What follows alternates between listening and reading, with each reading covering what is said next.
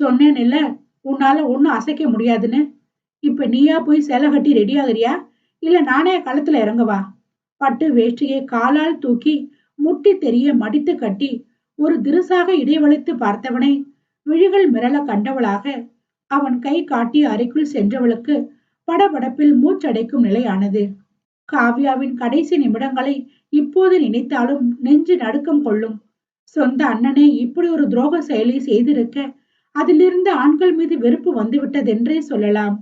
தங்கைக்கும் அதே நிலை ஏற்பட்டதில் திருமண வாழ்க்கையே கசப்பாக தோன்றிவிட்டது. இந்நிலையில் சிவகுரு படுத்தும் பாடு, அம்மா, எங்காவது கண்காணாத இடத்திற்கு ஓடிவிடலாம் போல இருந்தது. பட்டுக்குட்டி, மாமா கொடுத்த பட்டை கட்டி முடிச்சிட்டியா? உள்ளே வந்த அரை மணி நேரத்தில் கதவு தட்டும் சத்தம். கூடவே சிவகுருவின் அலப்பறை வேறு தாங்க முடியவில்லை அவளால். யாது, என்ன சத்தத்தையே காணல? மாமா வரட்டாடி? மீண்டும் மீண்டும் விடாமல் செய்யும் தொந்தரவில் அடடா, பற்களை கடித்தாள் யாதவி. நீங்க பண்றதெல்லாம் கொஞ்சம் கூட சரியில்லை சொல்லிட்டேன். டென்ஷன் படுத்தாம போங்க.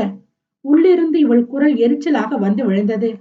உன்னை முழு நேரமும் டென்ஷன்ல வச்சிருக்கிறது தான் இனிமே என் வேலையே. அடுத்த 10 நிமிஷத்துல நீ வெளியில வரல, நான் உள்ள இருப்பேன். சொன்னதை செய்து காட்டும் தீவிரம் அவன் குரலில் உள்ளதை உணர்ந்தவளாக வேக வேகமாக தயாராகி கதவை திறந்தாள் மாது.